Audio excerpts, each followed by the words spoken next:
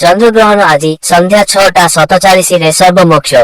ମଙ୍ଗଳବାର ଦୋଳ ପୂର୍ଣ୍ଣିମା ଦିନ ସମ୍ପୂର୍ଣ୍ଣ କେତୁଗ୍ରସ୍ତ ଗ୍ରସ୍ତୋଦୟ ଚନ୍ଦ୍ରଗ୍ରହଣ ଅନୁଷ୍ଠିତ ହେଉଛି।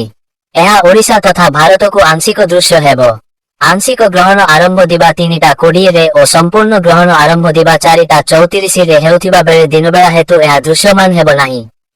ସୂର୍ଯ୍ୟାସ୍ତ ପୂର୍ବରୁ ଅପରାହ୍ନ 5:32 ସମ୍ପୂର୍ଣ୍ଣ ଗ୍ରହଣ ଶେଷ ହେବ, ଯାହା ଓଡ଼ିଶା କିମ୍ବା ଭାରତକୁ ଦୃଶ୍ୟ ହେବ ନାହିଁ। ସୂର୍ଯ୍ୟାସ୍ତ ପରେ ସନ୍ଧ୍ୟା 5:50 ଚନ୍ଦ୍ରୋଦୟ ଗ୍ରହଣ ଲାଗିଥିବା ଅବସ୍ଥାରେ ହେବ, ଯାହା ଦୃଶ୍ୟ ହେବ। ଏହା ଗ୍ରହଣର ଶେଷ ଆଂଶିକ ପର୍ଯ୍ୟାୟ।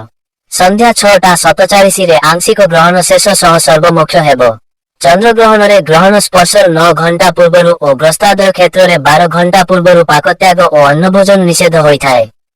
ଗ୍ରସ୍ତୋଦୟ ହେତୁ ଗ୍ରହଣ ଦୃଶ୍ୟର 12 ଘଣ୍ଟା ପୂର୍ବରୁ ଅର୍ଥାତ୍ ସୂର୍ଯ୍ୟୋଦୟ ଠାରୁ ହାଣ୍ଡିଛାଡ଼ ଓ ଦେବନୀତି ନିଷିଦ୍ଧ। ପ୍ରାତଃ ପୂଜା ଭୋର 5:50 ପୂର୍ବରୁ କରଣୀୟ। ସନ୍ଧ୍ୟା 6:47 ପରେ ସ୍ନାନ କରି ଓ ଠାକୁରମାନଙ୍କ ମହାସ୍ନାନ କରାଇ ସନ୍ଧ୍ୟାକାଳୀନ ଦେବପୂଜା ଓ ରୋଷେଇବାସ ଇତ୍ୟାଦି କରାଯାଇପାରିବ। ଛୋଟ ପିଲା, ବୁଢ଼ାବୁଢ଼ୀ ଓ ରୋଗୀମାନଙ୍କ ପାଇଁ ନିୟମ ପାଳନ ବାଧ୍ୟତାମୂଳକ ନୁହେଁ ବୋଲି ଜ୍ୟୋତିର୍ବିଦମାନେ କହିଛନ୍ତି। ଜ୍ୟୋତିର୍ବିଦଙ୍କ ମତରେ ସିଂହ, କନ୍ୟା, ବିଛା, ଧନୁ, ମକର ଓ କୁମ୍ଭ ରାଶିର ଏବଂ 2, 5, 11, 14, 20 ଓ 23 ନକ୍ଷତ୍ରଜାତ ବ୍ୟକ୍ତିଙ୍କର ଗ୍ରହଣ ଦର୍ଶନେ ଅଶୁଭ ଓ ଅନ୍ୟମାନଙ୍କର ଶୁଭ, କିନ୍ତୁ ପ୍ରଥମ ଦର୍ଶନ ପାଇଁ ବାରଣ ନାହିଁ।